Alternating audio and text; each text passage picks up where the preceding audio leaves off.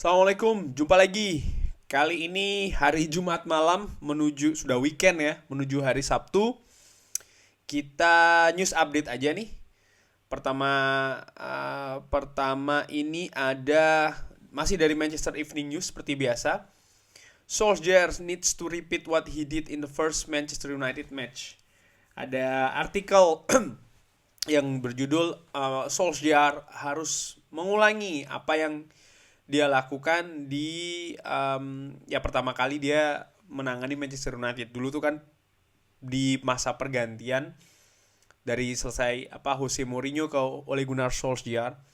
Itu kan Manchester United tampil luar biasa ya, sempat memenangi banyak sekali pertandingan secara berurutan. Gua lupa tapi cukup banyak, dan terlihat sekali pemain itu tampil lepas, tampil enjoy, menikmati banget pertandingan ya. Beda dengan di tangan Jose Mourinho. Di artikel ini kurang lebih ya supaya Ole Gunnar begini sih, memang betul kalau secara teori mengatakannya tinggal dikembalikan saja ketika dulu seperti Solskjaer awal-awal. Itu kan sebenarnya sudah terjadi tiga musim yang lalu kan. Nah, sekarang keadaan di Manchester United ini kan sudah berbeda. Kalau gua pikir pada saat itu tuh mungkin seperti kayak orang abis nikah bulan madu ya. Yang selama ini dapat Jose Mourinho, di mana Jose Mourinho itu tidak disenangi oleh dressing room kalau gue bisa bilang. Lalu ketika ganti orang baru, pemain seperti bisa mengeluarkan kemampuan terbaiknya karena tampil tidak dengan tekanan sang manajer, tekanannya berbeda ya. Jadi bisa bermain lepas. Selama ini kan sebenarnya Ole Gunnar Solskjaer ini kan memang terkenal, kalau dari artikel yang gue baca memang man to man manajemennya tuh bagus. Sekarang bagaimana kok sedang jelek ini? Kalau gue pikir sih gimana ya? Memang ada beberapa pemain di Manchester United dengan amatiran ala gue. Ya memang penampilannya ini sedang tidak bagus. Seperti, dan ini sangat sangat sangat vital kalau dibandingkan dengan apa yang terjadi dengan musim lalu. Contoh, Luke Shaw dan juga Harry Maguire. Harry Maguire dan Luke Shaw ini dua elemen penting dari Manchester United musim lalu. Memang benar kita ada Jadon Sancho, Cristiano Ronaldo datang ya kan, dan Rafael Varane.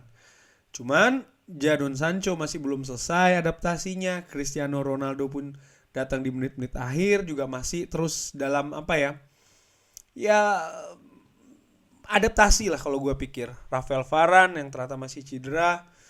Dan menurut gue sih ini ya salah satu hal penting yang mempengaruhi kenapa kita memperoleh hasil buruk. Di samping memang secara kolektif juga penampilan Manchester United ini jauh dari apa yang ditampilkan dengan musim lalu. Nah, menurut gua ya ini kan juga tidak bisa langsung di head to head kan keadaan sekarang ini dengan 3 tahun yang lalu. Bukan agak sedikit sih, lebih kompleks kalau gua pikir. Belum lagi tuntutan manajemen yang semakin musim, kalau ibarat kayak di bisnis ini ya. Jadi kita dapat target itu dalam setiap periode itu kan selalu naik, pun juga saat ini kan. Musim sebelumnya peringkat 3, musim lalu peringkat 2. Nah, ekspektasi sekarang ini kan ada di perburuan gelar juara. Ini kan juga membuat atau memberikan semacam kayak pressure atau tekanan, baik itu untuk Ole Gunnar Solskjaer maupun juga tim. Dan keadaan ini memang menurut gue ini super complicated. So, tanggapan gue tentang artikel ini ya tidak segampang hanya bilang ya kan dulu dia nggak segampang itu sih dengan amatiran ala gue. Cavani working hard to get back to action. Jadi ada video kan di Instagramnya Edison Cavani juga menunjukkan dia sedang berusaha untuk memulihkan kondisinya secara dari cedera tendon. Menurut gue cukup menarik karena Edison Cavani ini tua-tua keladi sebenarnya. Artinya dia dengan passionnya dia, teknik skill memang bagus. Cuman ya itu tadi cederanya, dan ini kan bukan cuma sekali dua kali selama dia memperkuat Manchester United di jangka waktu yang sebenarnya cukup pendek ya. Semoga cepat pulih sih ya Edison Cavani ini. Brendan Rodgers has tactical strengths that Ole Gunnar Solskjaer lacks at Manchester United. Brendan Rodgers punya kekuatan taktik kalau dibandingkan dengan Ole Gunnar Solskjaer yang dianggap punya kekurangan ini di sisi taktik di Manchester United. Again, buat gua sisi taktiknya Brendan Rodgers atau siapapun yang disebutkan lah, Ten Hag kayak siapa, itu nomor 2, nomor 3. Tapi bagaimana itu tadi, dia menguasai dressing room dulu. Itu yang lebih penting. Dan itu yang gua ngelihat di Manchester United berkaca dari 3 pelatih sebelumnya, David Moyes, Louis van Gaal, dan juga Jose Mourinho. Setiap pelatih pasti punya taktik atau gaya permainan, filosofi, sistem, dan whatever you name it lah. Tapi ketika pelatih itu tidak bisa menguasai dressing room, tidak bisa menguasai pemainnya, ya pemainnya tidak akan mau bermain untuk manajernya, tidak akan melaksanakan sistem atau taktik atau strategi yang dimau oleh manajer itu. Yang ada malah berantem sendiri. Contoh Jose Mourinho, ataupun juga Louis van Gaal, yang mungkin kemauannya tidak bisa diterima, tidak bisa dilakukan dengan sepenuhnya oleh para pemainnya. Akibatnya apa ya? Hasilnya tidak maksimal. Kalau menurut gua sih begitu ya. Ada berita lagi ya, ini lagi ya, kembali lagi tebak-tebakan pengganti dari Ole Gunnar Solskjaer kalau dipecat. Ya, nomor 1 favorit adalah Brendan Rodgers, Zinedine Zidane, Pochettino, Ten Hag, Allegri, Laurent Blanc, Rafa Benitez, Michael Carrick. Wah, nama baru ya, Michael Carrick masuk dalam bursa tebak-tebakan. Julian Nagelsmann lagi di Bayern Munchen, dan juga Gareth Southgate. Ya, makin aneh aja nih ya. Lalu ada ini lagi nih, Man UTD Men ini bikin polling tentang kalau Ole Gunnar Solskjaer ini dipecat, siapa jadi yang yang dipilih. Dari 7.860 suara, peringkat 4-nya adalah Mauricio Pochettino, lalu peringkat 3-nya adalah Brendan Rodgers, peringkat 2-nya adalah Ralf Rangnick, lalu 70% Erik ten Hag. Wah, ternyata pada suka Erik ten Hag ya. Sementara gua justru sangat meragukan seorang Erik ten Hag. Alasannya kenapa?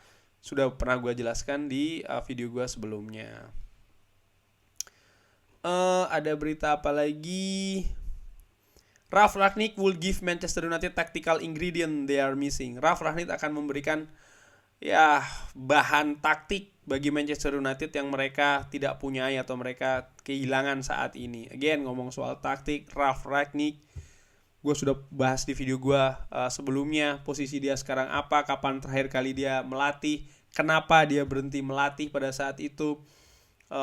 Itu menurut gue dari alasan-alasan tersebut, dan menurut gue sangat nggak masuk akal sih untuk seorang Ralf Rangnick ini untuk turun gunung menjadi manajer, walaupun manajer tim sekelas Manchester United. Nih, United considering move for RB Leipzig star Dominik Szoboszlai. Jadi Manchester United ini dikabarkan akan mencoba mendekati Dominik Szoboszlai. Kalau tidak salah ini defensive midfielder. Kalau tidak salah posisinya ya. Pemain asal Hungaria yang gue pengen cek dulu nih, bener nggak posisinya? Ya, midfielder betul.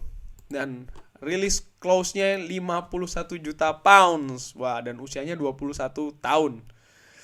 Dengan keadaan Manchester United seperti ini, mendatangkan pemain yang seperti ini usia 21 tahun dari Bundesliga, with all due respect, menurut gue bukan opsi yang tepat. Ada berita apa lagi yang bisa dibahas? Henderson. Wah, ini tentang masalah transfer Dean Henderson. Gue udah bahas di video gue sebelumnya ya. Artinya memang posisi dari Dean Henderson ini dalam posisi yang sulit, karena gue sudah jelaskan di video gue kurang lebih penampilan dari David De Gea dan lain-lain.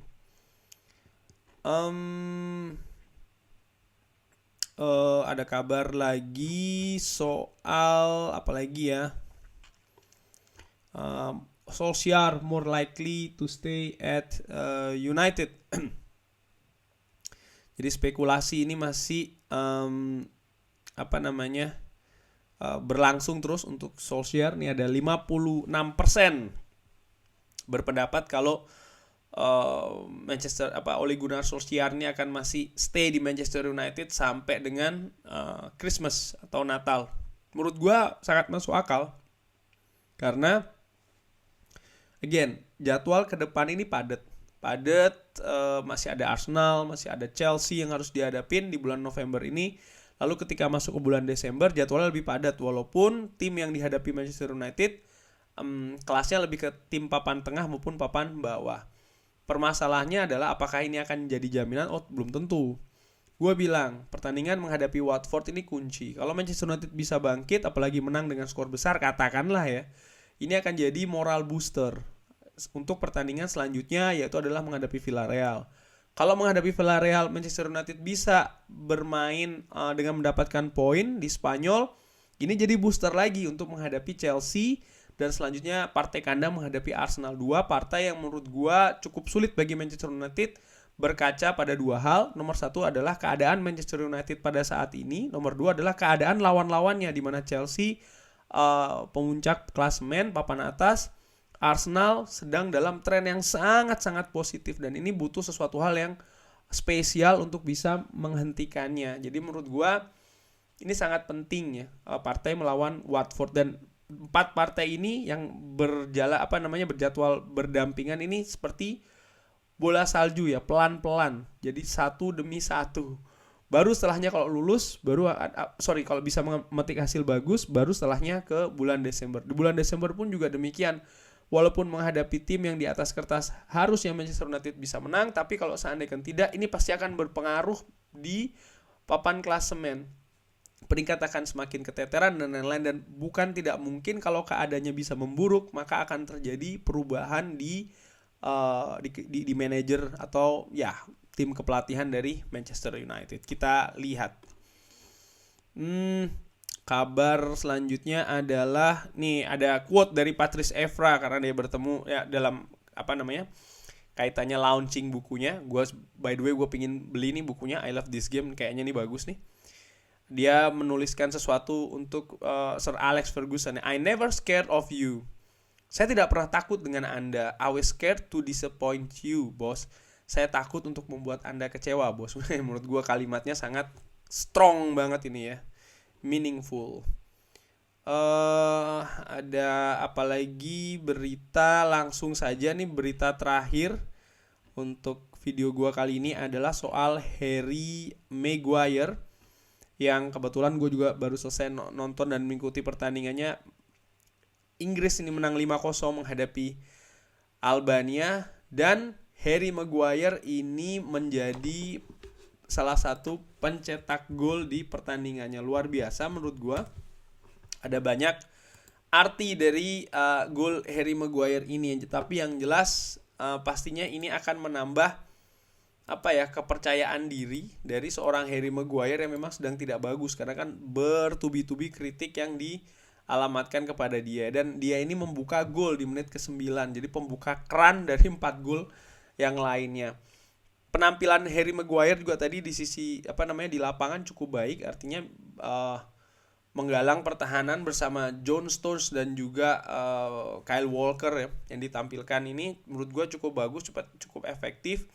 Harry Maguire yang tampil dengan dimainkan dengan skema 3 back di sisi kiri menurut gue cukup nyaman, cukup solid mengawal sisinya ya. Jadi menurut gue ya ini bagus sih pertandingan seperti ini, walaupun yang dihadapi Albania, tapi jangan lupa Albania mampu menang melawan Hungaria ketika bermain tandang. Jadi menurut gue ini modal bagus. Tinggal bagaimana nanti diteruskan di pertandingan selanjutnya, kalau tidak salah melawan San Marino, which is yang di atas kertas ini kan lebih lemah daripada Albania. Mudah-mudahan Harry Maguire dimainkan lagi. Tujuannya untuk apa? Untuk menambah itu tadi ya, mental, moral. Sebenarnya cukup disayangkan pemain seperti Luke Shaw ataupun juga Marcus Rashford tidak bisa bermain ya karena memang kan masih cedera. Cuman ya menurut gue Harry Maguire butuh apa partai-partai seperti ini, dan again golnya ini jatuh di saat yang tepat, di saat dia juga sedang dalam kondisi moral yang menurut gue juga sedang berat ya, walaupun tadi cara perayaan golnya dikritik oleh Roy Keane. Jadi kan Harry Maguire menutup telinganya diartikan kan dia tidak menutup, nggak peduli tentang kritik atau apa ini untuk membungkam kritiknya, tapi Roy Keane justru melihat ya ini suatu hal yang tidak pantas atau memalukan. Tapi menurut gua sih ya, with all due respect to Roy Keane, menurut gua keterlaluan aja sih komen seperti itu, karena kalau lu sebagai pemain gitu ya, atau ya sedang dalam tekanan, lalu lu bisa melakukan sesuatu walaupun itu kecil yang levelnya menambah kepercayaan diri, ya sah-sah saja sih lu berekspresi seperti apa menurut. Tapi yang lebih penting adalah bagaimana bisa membawa penampilan yang bagus itu ke pertandingan-pertandingan selanjutnya, termasuk juga ke Manchester United. Kurang lebih demikian. Thanks for watching. Yang belum follow Twitter gua bisa ke Twitter gua ya _footballunited. Kita bisa diskusi di sana. Gue juga sering sharing informasi dan juga pendapat gue tentang Manchester United dan yang lain-lainnya juga. Selamat weekend, selamat hari Sabtu, enjoy your day. Wassalamualaikum warahmatullahi wabarakatuh.